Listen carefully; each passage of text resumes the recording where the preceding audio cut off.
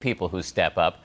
Such was the case in Cleveland this week when a very idiosyncratic hero emerged to help put an end to one of the most horrific kidnapping cases in memory. His name is Charles Ramsey.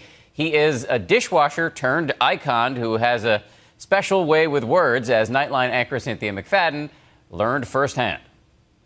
At the beginning of the week, Charles Ramsey was a guy who worked in the kitchen at the local Hodges restaurant in Cleveland. Have you heard from them? Yes, about every 10 minutes. What are they saying? You crazy SOB. They must be real proud of you. So to speak. In fact, his co-workers have had T-shirts made explaining how they see it. All I can say is the phone here is nonstop ringing. They are doing T-shirts. There are people calling to donate money. There are women calling to ask him if he's married. Chuck stopped in, get his paycheck, saw everyone, and just wanted to say, still got my job, right? We're like, of course, still have a job, and said he was looking forward to just getting back to work. On Monday afternoon, Charles Ramsey says when he heard a woman screaming, he raced over and broke down the door to his neighbor, Ariel Castro's home. The rest, as they say, is history. Even the Cleveland police chief weighed in. Mr. Ramsey does deserve a lot of credit, and he is the true key to this case. As did the mother of one of the rescued girls. It was awesome what he did, because he could have turned his back, and he chose not to. He chose to help her. And they're not the only ones. Where did she go? Yeah, I'm looking at her. She right now. She calling y'all. She on another phone. When he placed that 911 call saying the police needed to come help a woman who said she was Amanda Berry, he gave his cell phone number. It hasn't stopped ringing since.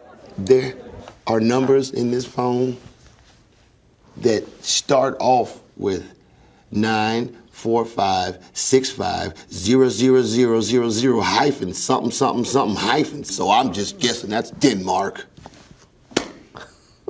I ain't got no friends with no numbers with hyphens. I don't even have friends that could spell the word hyphen. Message after message from around the world, praising him as a hero. So like at 4 o'clock, like 10, 15 calls, you're a hero, man. Greetings from Malaysia. What does that feel like, Charles? That feels like Boost Mobile is going to charge me more than $50 a month. Now, that's what it feels like. It feels like that I done messed up that unlimited plan dramatically. A lot of people are calling you a hero. Is that how you see yourself? Of course not, sugar. I'm a dude that did what he had to do. You can put any label you want on that. There's a reward, $25,000 for Amanda Berry's safe return. All you have to do is make that check out to Amanda Berry. What else you got? Any other rewards? You make them out to Gina DeJesus. What else you got? You go get that to Michelle. What else you got? So you don't feel you're not going to collect any money for this? If I could do this all over again, you'd come out with the same happy ending. Keep your money. There has been a dissenting voice raised over the past 24 hours. Angel Cordero, who also lives on the street, says it was he, not Ramsey, who broke down the door. Ramsey arrived after she was outside with the girl. But the truth, who arrived here, who crossed the street, who broke the door, it was me. Ramsey says Cordero's version is not true. He says Cordero was the first to run over to Ariel Castro's house, but then he ran away. In this exchange, he refers to Cordero as the Dominican. And when I saw that girl, I don't recognize her. I saw a white girl.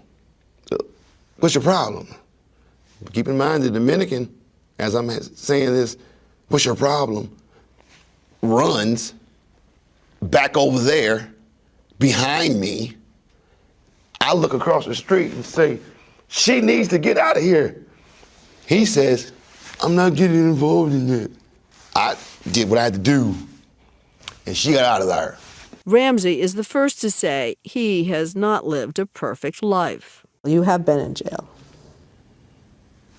You got that right, sugar. So there was a domestic violence. Who, with my wife? Oh, yeah.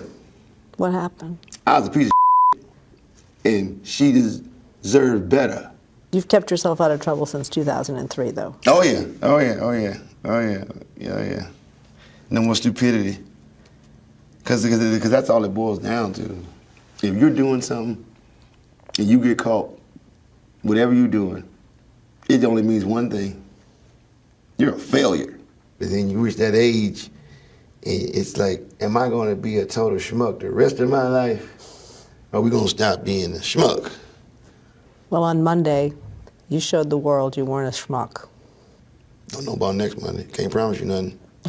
For Nightline, I'm Cynthia McFadden in New York.